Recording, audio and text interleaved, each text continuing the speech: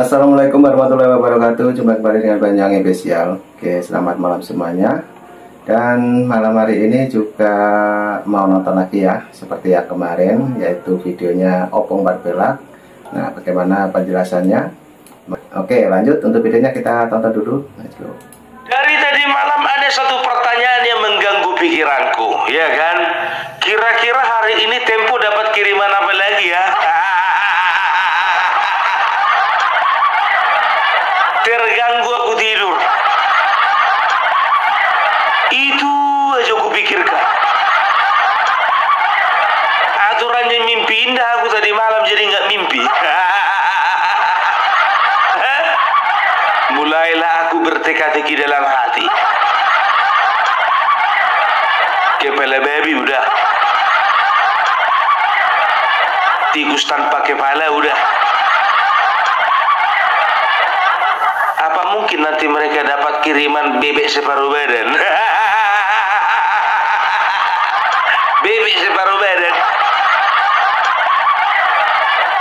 Baru berikutnya itu hari esok 2 hari kemudian, karena aku perhatikan kan polanya 2 hari 2 hari. Kepala babi 2 hari kemudian tikus tanpa kepala. 2 hari lagi ya itu tadi ku bilang itu bebek separuh badan. Pas foto. Besoknya lagi, apa mungkin besoknya lagi itu ekor komodo? Iya kan? Terus 2 hari lagi kakinya burung onta.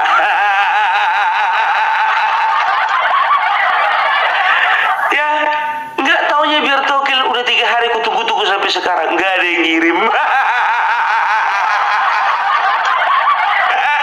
Tahu kayak gitu aku aja yang ngirim.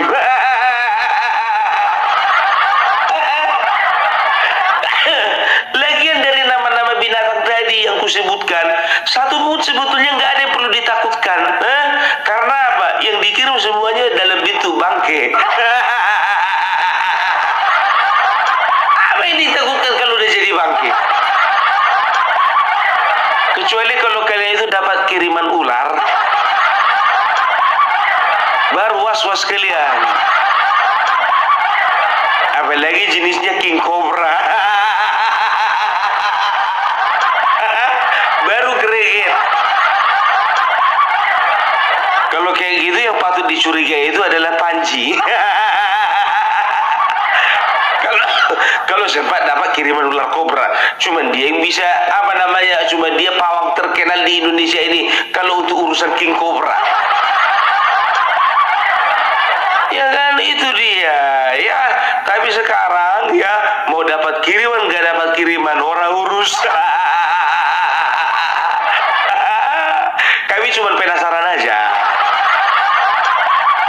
Kan begitu. Kalau sempat lagi dapat kiriman orang ini, nggak tahu lagi aku bagaimana perasaan orang ini.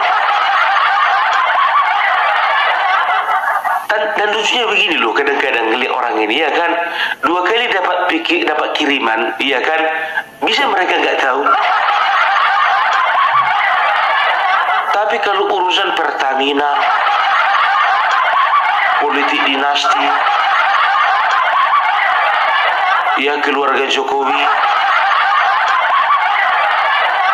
selalu mereka itu punya dapat informasi itu A1.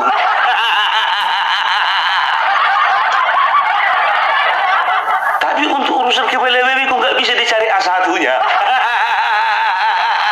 Cari dong.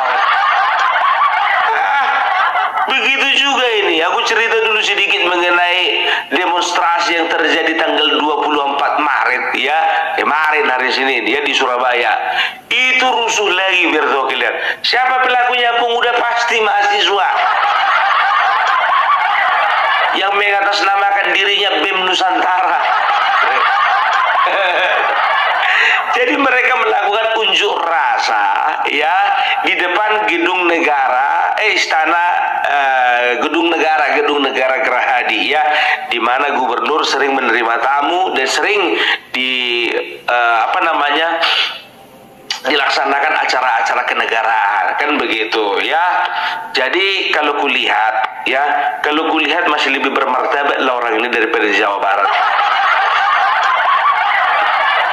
Kalau ya lebih bermartabat maksudnya sama-sama nggak punya martabat sih. Tapi kalau di Jawa Barat ini memang kemarin itu kurang ajar itu. Rumah dinas TNI AU coba dirusak ya. Gue bilang sama kalian, di Surabaya kenapa nggak dirusak? Artinya apa? Orang Surabaya lebih bermartabat daripada Jawa Barat gitu. Kita bukan berbicara orangnya, kita berbicara mahasiswanya. Tapi bukannya bilang apa ya, kerusuhan yang terjadi ya di Jawa Barat, di Malang, di Surabaya, selalu dikatakan ada oknum-oknum penyusup yang tak dikenal. Untuk para pembaca berita, news anchor, ya aku bilang sama kalian, enggak usah kalian halus-haluskan bahasa. Semuanya itu tetap mahasiswa pelakunya. Orang tak dikenal. Kemarin begitu juga yang membakar gedung bank swasta, dibilang katanya ada penyusup orang tak dikenal. Di Malang begitu juga dibakar gedung DPR ya, ada penyusup orang tak dikenal. Ya, begitu juga di Surabaya ya, ada yang memprovokasi orang tak dikenal. Orang nggak dikenal, orang dikenal itu, mamanya kenal sama dia. Orang nggak dikenal. Kita nggak kenal sama dia, mamanya kenal, kawan-kawannya itu kenal sama dia. Ya, jadi ditangkap 5 orang ya yang diduga sebagai provokasi ya, sebagai provokator ya. 5 orang mahasiswa yang di Surabaya itu ditangkap karena apa? Sudah menjadi provokator. Itu 5 yang nampak sama mata kita.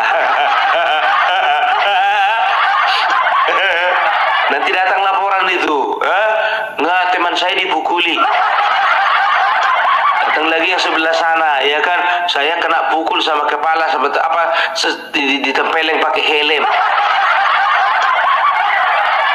Kan begitu ya kan? Itu, ku bilang sama kalian jujur aja, ya, yang 5 itu yang masuk berita itu yang kena tangkap itu. Biasanya gitu, biasanya. Sebetulnya yang ditangkap itu ada 20, ya kan? 20. Tapi yang diberitakan cuma 5. Makanya itu bapak-bapak di kepolisian itu ya, itu udah tahu itu siapa biang keroknya. Karena apa? Ya, karena mereka itu juga ada intel. Jadi mereka pasti sudah komunikasi, ya kan? Ini provokatornya ada sekitar 20 orang, ya. Yang mana-mana orangnya? Lihat aja itu, yang pakai baju hitam, tas merah, dan juga pakai kuncir. Perempuan, bukan laki-laki, cuma penampilannya aneh.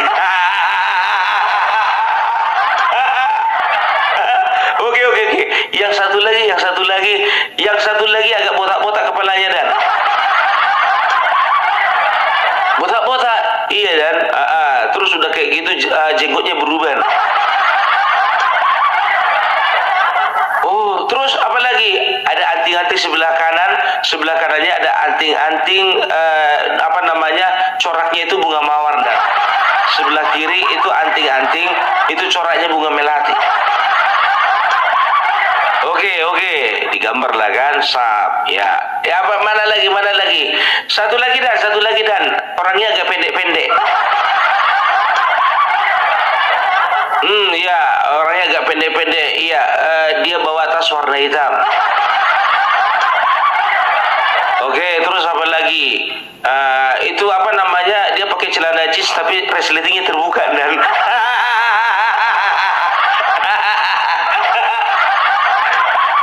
Semua ada intelnya itu biar tahu kalian.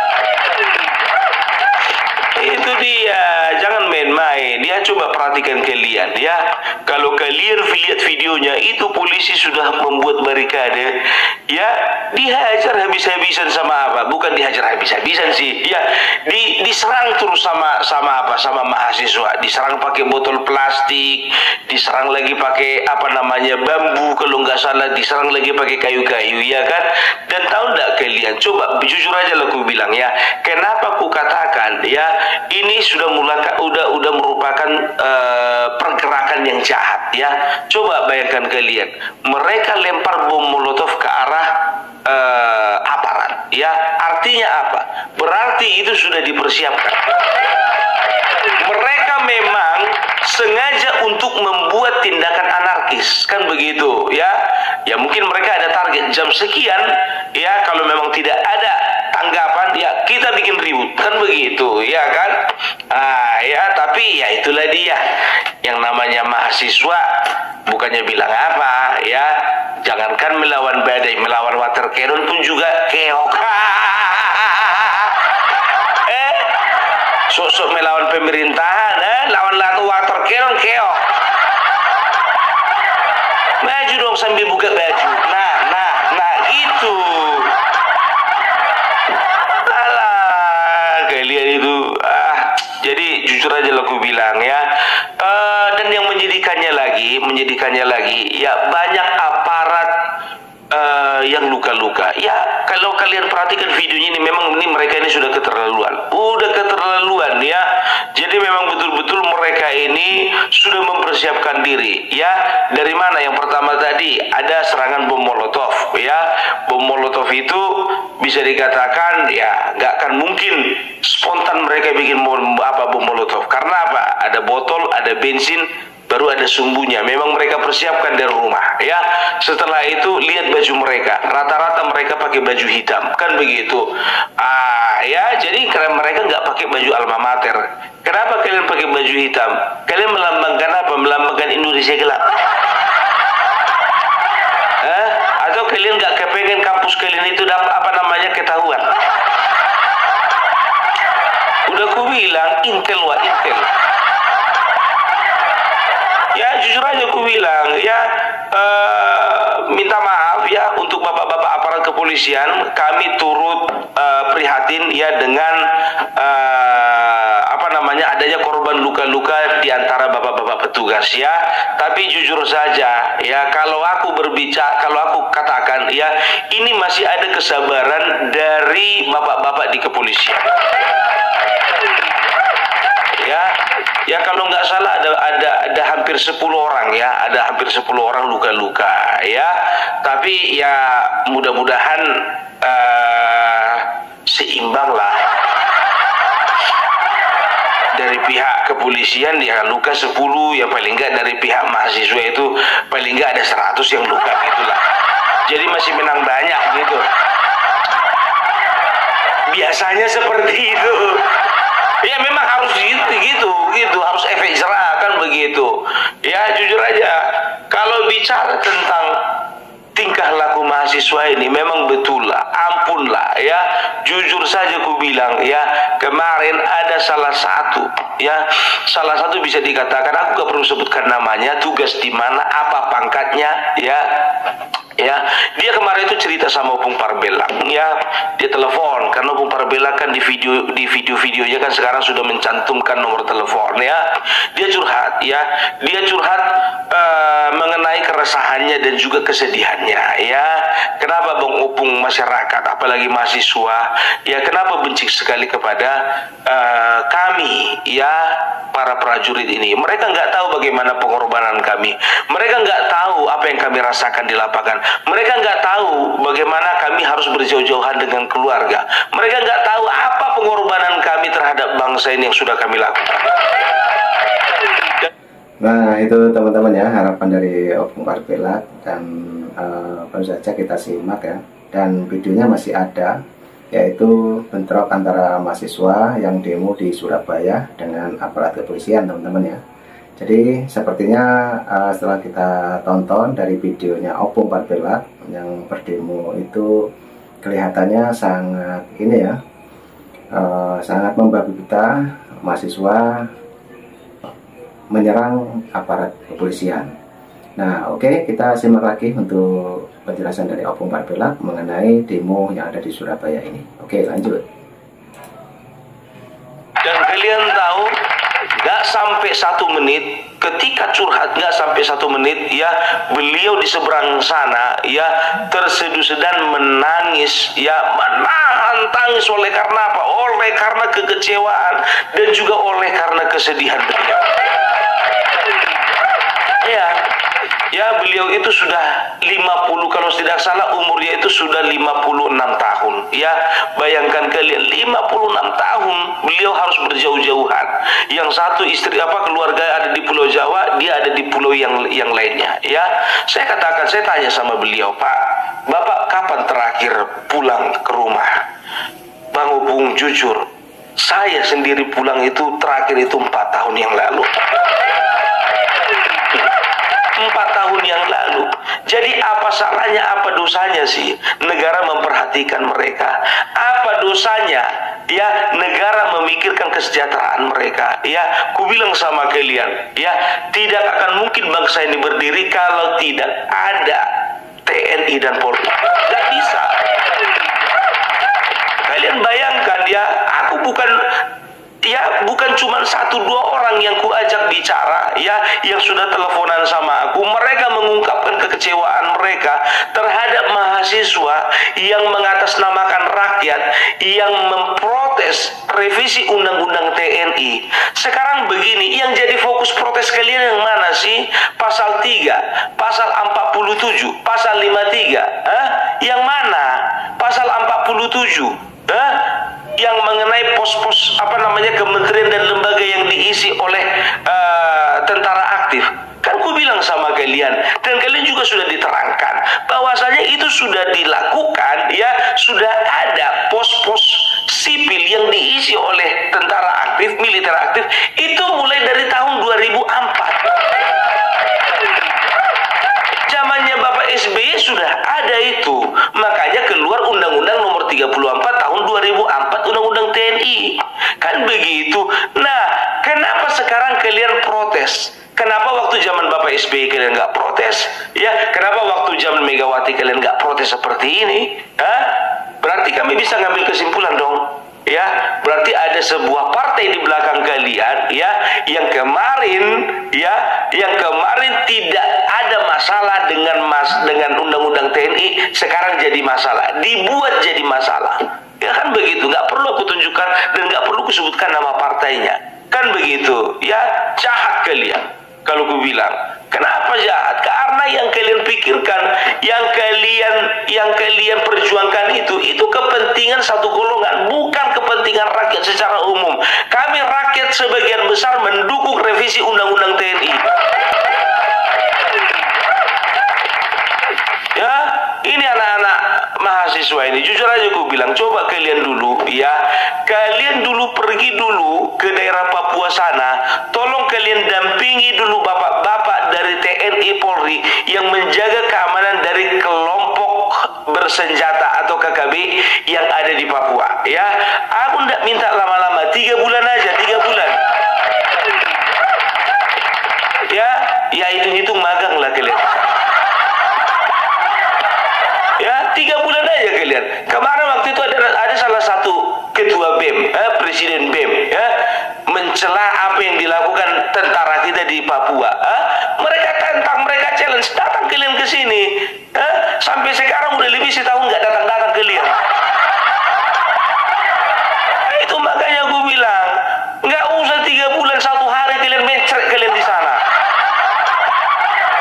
Dampingi dulu bapak-bapak yang lagi kontak senjata. Nggak usah pun 24 jam dampingi. Pas lagi kontak senjata itu dulu dampingi. Ya, biar bisa kalian membedakan mana suara petasan sama suara senapan. Kalau suara petasan, ciudah. Itu dia. Kalau di sana nggak pernah kalian akan dengar suara ciudar, nggak. Yang ada di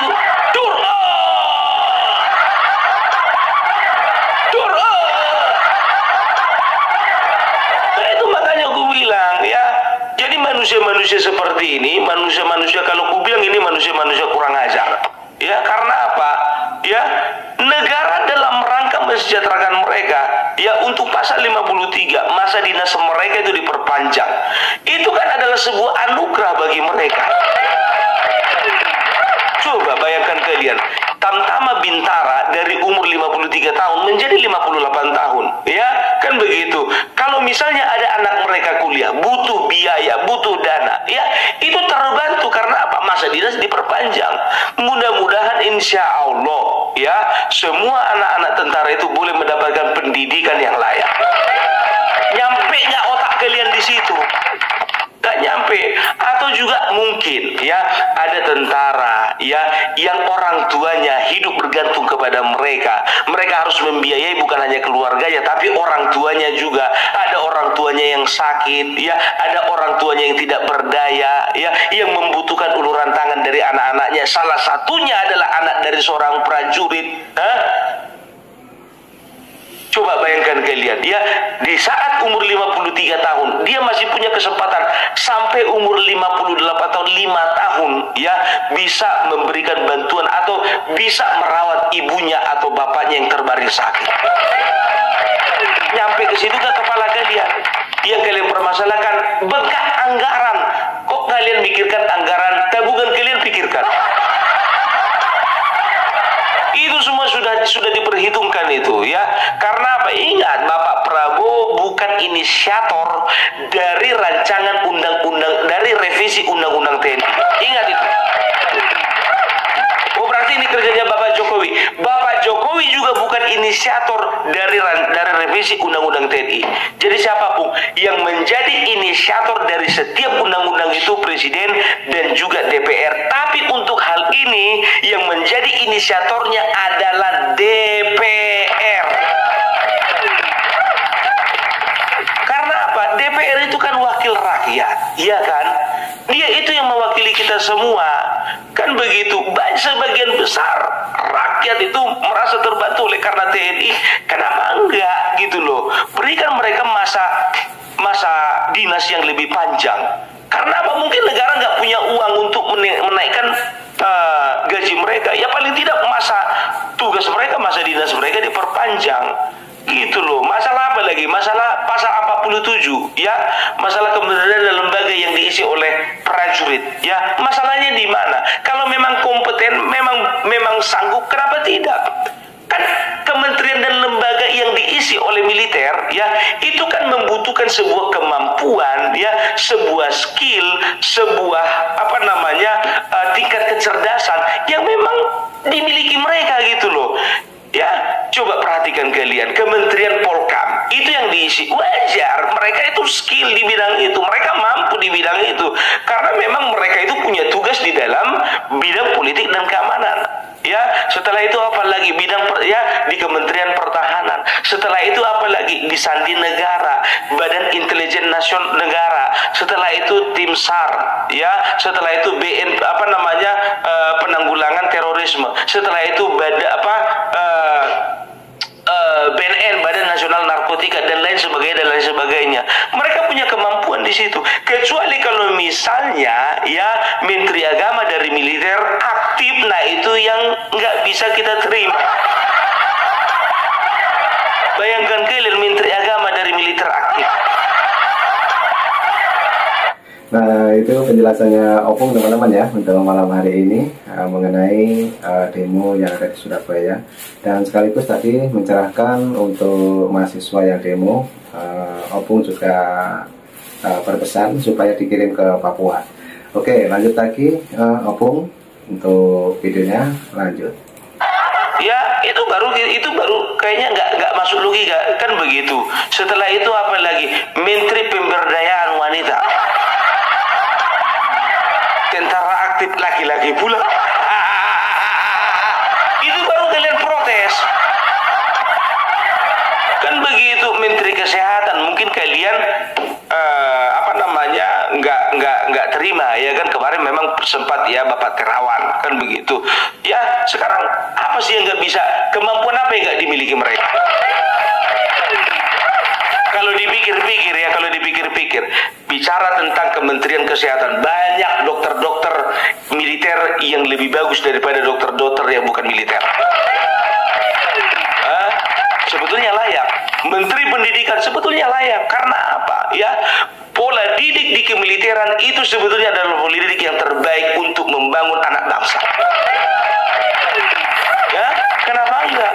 Ya, setelah itu apa? Ya, Kementerian PUPR. Ya, kenapa enggak kita bisa lihat bagaimana tentara di mana-mana, ya, bukan cuma berbicara perang, tapi mereka bangun jembatan, mereka bangun irigasi, mereka bikin persawahan, apalagi sekarang ya mereka fokus dengan ketahanan pangan, gitu loh. Sebetulnya mereka mampu, mereka sanggup. Kalau bisa semuanya kementerian diisi oleh tentara, bisa. Tapi ini kan cuma ada sekitar 14 atau 16 yang ada hubungannya erat kaitannya dengan kemampuan mereka di dalam menangani masalah tersebut. Coba kalian dulu mahasiswa ekonomi, bisa kalian tangani masalah apa? Mahasiswa di Fakultas Ekonomi, bisa kalian menjadi salah satu, menjadi pimpinan di apa? Di BNN, tanya kalian pakai salah satunya. Oh, sebanyak cerita lah, ya. Itu dia. Aku jujur aja aku bilang, sedih, aku kecewa, marah. Kan begitu. Jujur aja aku bilang, yang untung aja Bung Parbela nggak jadi tentara. Kalau Bung Parbela jadi tentara, yang merusak rumah dinas itu kemarin itu hilang itu. Hilang. Tapi untung Bung Parbela nggak jadi tentara. Begitu mau nyampe rumah masih di Indomaret, hilang. Begitu mau pulang ke rumahnya lagi nunggu ojek online, hilang.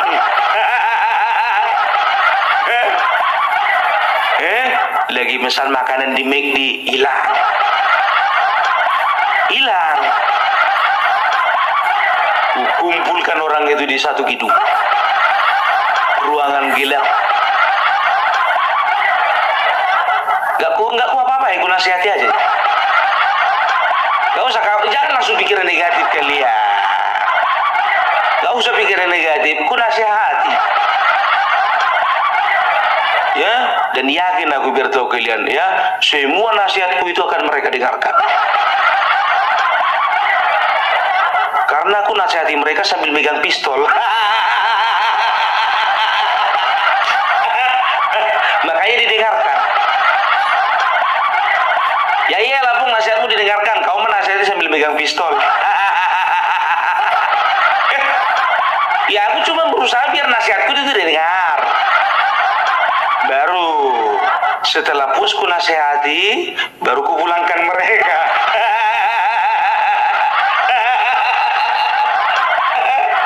Itu dia. Enggak lah ya, kalau itu tadi cuma cerita-cerita intermezzo aja. Tapi yang konyolnya itu yang di Malang, biar tahu kalian. Yang di Malang itu mereka bakar gedung DPR. Kemarin itu mahasiswa mereka kan ikut pemilihan. Mereka pilih wakilnya, mereka pilih anggota dewan, kantornya dibakar. Kan bodoh itu. Jadi apa gunanya mereka ikut pemilihan kemarin? Dipilih anggota dewan, setelah terpilih kantornya dibakar. Bakar aja sekalian anggota dewannya. Memang manusia-manusia SDM rendah, nggak punya pikiran panjang gitu loh dalam melakukan tindakan. Sengklek. Aduh, ya. Jadi itulah situasi mahasiswa pada saat ini, ya. Kalau ku bilang memang udahlah, ya fix. Nggak ada yang bisa kita harapkan dari manusia-manusia model seperti ini. Dan kita udah lihat ya, kita udah tahu ya bagaimana masa depan mereka. Makanya gue bilang, tolong dulu ini supaya menjadi perhatian dari Kementerian Pendidikan Tinggi, ya. Tolong dulu ini menjadi Kementerian Pendidikan Tinggi. Ini menjadi tanggung jawab kalian. Aku secara tegas aku katakan kepada kementerian, kepada Bapak Menteri, tolong diperhatikan kenapa mahasiswa ini makin kesini kualitasnya makin begini. Ya, coba bayangkan kalian ya, tolong dulu, ini jadi perhatian kalian ya. 2019 banyak kampus-kampus atau universitas, apalagi universitas negeri yang besar-besar, itu terpapar radikalisme. Di sini aja Kementerian Pendidikan kecolongan ya. Setelah itu coba kalian cek dulu ya, tolong dulu dibatasi orang-orang yang dimonitor itu dari kementerian. Tolong kalian monitor dulu orang-orang yang memberi kuliah di kampus-kampus. Jangan sampai orang-orang yang memberi kuliah di kampus-kampus itu adalah orang-orang yang tidak cinta NKRI, cenderung memecah belah, cenderung membenci pemerintah ya. Model-model Rocky Gerung, Refli Harun, dan juga yang lain-lain itu kalau bisa jangan lagi diundang. Ini kalian undang begitu, lihatlah kan rusuh di Jakarta, rusuh di Malang, rusuh di Jawa Barat, rusuh di Surabaya. Nggak taunya Pak Rocky Gerung bikin konten. Rocky Gerung bikin konten di rumah. Dia bahas tentang demonstrasi. Makanya gue bilang yang ikut demonstrasi bodoh, nggak dapat uang ya, masa depan terancam. Begitu juga ada yang masuk penjara. Rocky Gerung dapat duit dari YouTube. Bodoh namanya kan? Itu dia. Dan juga cek dulu ya untuk Kementerian Pendidikan Tinggi ya, tolong dicek dulu itu rektor-rektornya itu tuh. Karena kalau bukan dari rekomendasi mereka, izin mereka, nggak akan mungkin ada ini pembicara-pembicara sengkle ini. Makanya kualitas mahasiswa kita seperti itu ya, dikit-dikit demo, dikit-dikit termakan hasutan kan begitu ya. Makanya aku bilang ya, tolong dulu diperhatikan ya. Ini juga menjadi tanggung jawab Panglima TNI dan juga Kapolri ya. Tolong dulu yang namanya orang ya, mau itu statusnya mahasiswa, statusnya pengangguran, statusnya mama-mama, kalau memang mengganggu stabilitas nasional, tangkap. Apalagi anarkis kan, anarkis itu sudah tindakan pidana, itu perusakan saja sudah tindakan pidana, apalagi tindakan kekerasan seperti itu. Oke? Jadi itu dulu dari Opung Parbelak ya. Jadi sedikit saja pagi ini dari Opung Parbelak. Mudah-mudahan ya kita boleh menjaga anak-anak kita supaya apa? Supaya anak-anak kita jangan seperti mahasiswa-mahasiswa ini. Kita doakan sama-sama dan kita didik sama-sama anak-anak kita supaya jangan anak-anak kita bodohnya sama seperti bodohnya mahasiswa ini. Bilang sama kalian. Oke? Salam Parbelak, salam NKRI harga mati.